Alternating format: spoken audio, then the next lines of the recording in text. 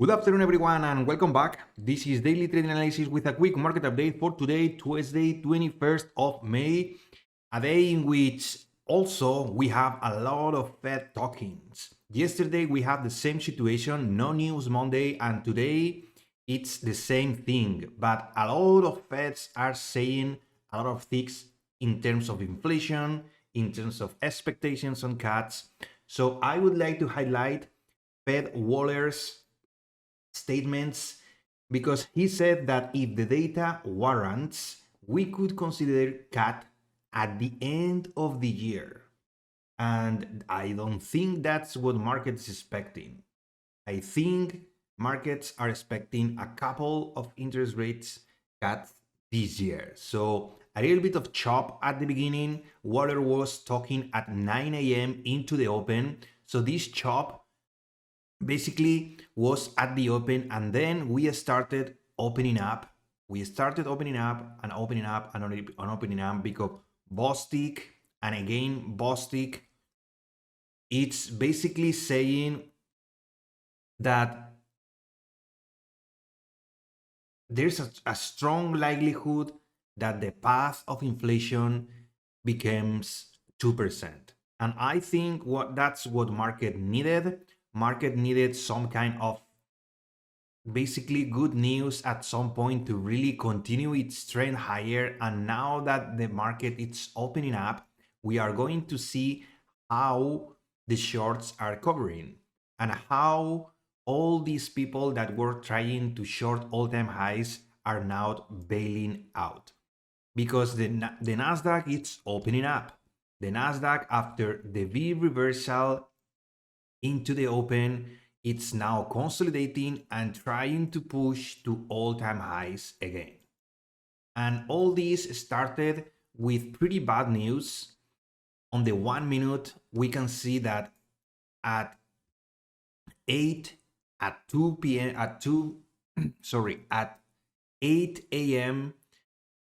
we started seeing a lot of selling. Why was that? Well, we had two news. The first news was that basically Amazon, let me just scroll.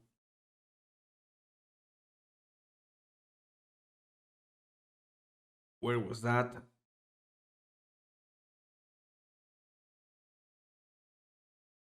Here it is. Amazon Cloud Unit pauses the orders on NVIDIA most powerful chip. And basically AWS, the world's largest cloud service, had fully transitioned from the previous to the new one. So they obviously paused the orders. And this is going to affect NVIDIA's earnings. I think that's why we are seeing weakness in Amazon. It's down minus 0.88%. But NVIDIA was basically selling off into those news. They consolidated and now the bulls are again flying. They are pushing the stock 0.23, and also Microsoft is pushing this market with a new all-time highs. New all-time highs for Amazon. Google, it's also pushing all-time highs. Yesterday it did a new all-time high. And basically the Nasdaq started quite bearish, but slowly but surely NVIDIA it's gaining a lot of traction. And now that it's opening up, I already completed my trade. My trade was basically wait for this chop to end and find some kind of anchor into this fair value gap. This fair value gap was my entry.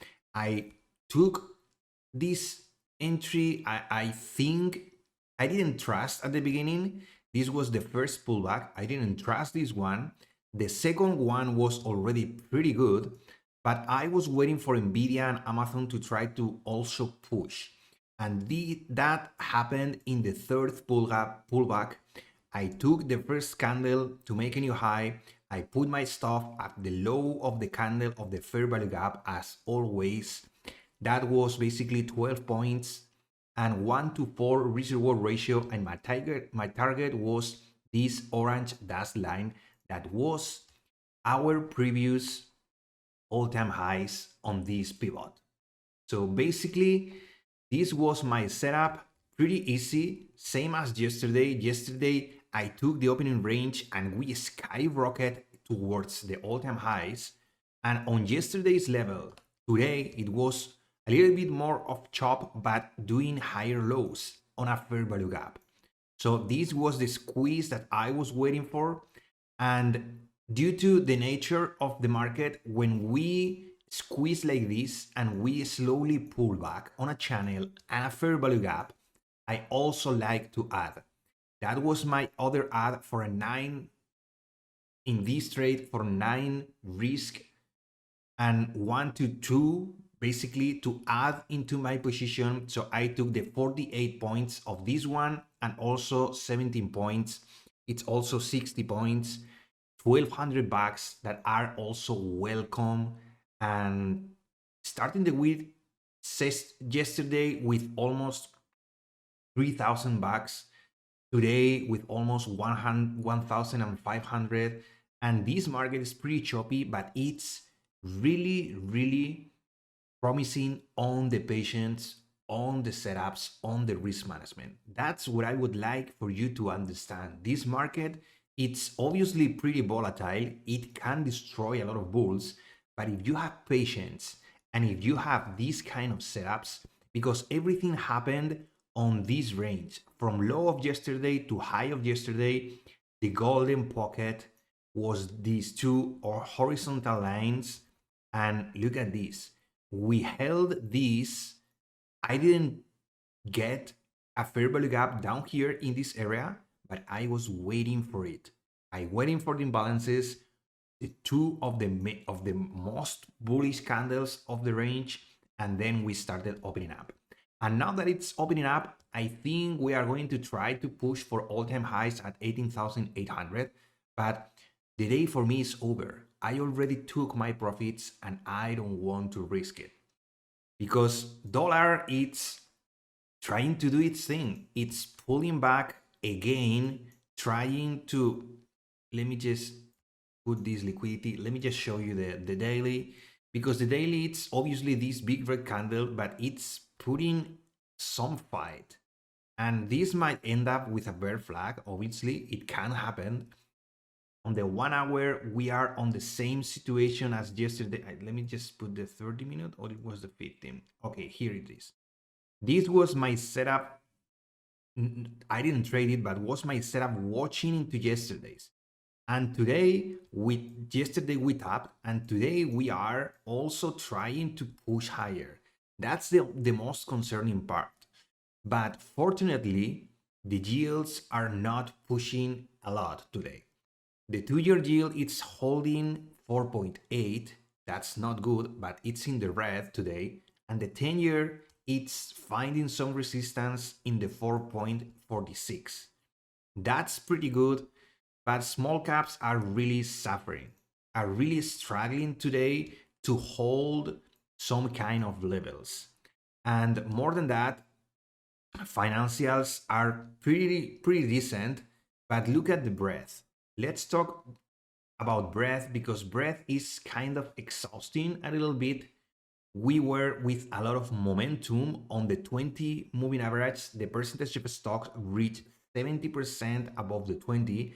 A lot of momentum happened during last week, but slowly we are not continuing. We are kind of now pushing lower on the momentum, pushing lower on the 50, and the percentage of stocks above the 200 moving average is about 60. We are still with some kind of positive and bullish breadth, but as you can see on the chart, we have a lower high possibility on the RSP. And that's concerning because looks like the Nasdaq and the ES are trying to really push and extend the move, but we are not ready on the breadth. This is the ES. ES is double topping 5300, and it's kind of concerning because look at these rejections, and right now we are super choppy. We are kind of pushing a lot, but not having the price action that I would like to see at all-time highs. I just want a big fat green candle. Because if bread is not improving like it used to be, if the Nasdaq, ES, and equities overall are trying to push but are lacking momentum, most probably shorts are going to pile in, and this is going to end up in a pretty risky situation because the Fed are talking. We don't have any catalyst, big catalyst to really push for these levels. So I think there's a lot of exhaustion. And exhaustion is pretty dangerous in a choppy market because we can have corrections like pretty damn quick. So that's what I would like for you to take into account for this week. This week looks like pretty choppy, and the Feds are continually saying things that the market is not expecting, not pricing in. We have our opportunities, but more and more I'm seeing more choppiness and exhaustion. And when small caps and breadth are not continuing, we lack some volume and we have to be really, really careful. So adjust your expectations for this week. We are having moves, but be really careful. And that's all from my side. As always, thank you for your time. If you found this video useful, please give it a like, subscribe to the channel because I upload videos like this one every single day for market forecasts, market updates, and market recaps. I appreciate your time as always. The trading day is not over yet. We already had some kind of push to the previous all-time highs. I don't know if we are going to squeeze to the new all-time highs, but be really careful, be patient, be disciplined, and manage your risk the whole week. Trust me. This is going to save you a lot of money because in these days in which we don't have clear price action, we just have to be pretty damn careful. So stay safe, everyone, and see you tomorrow.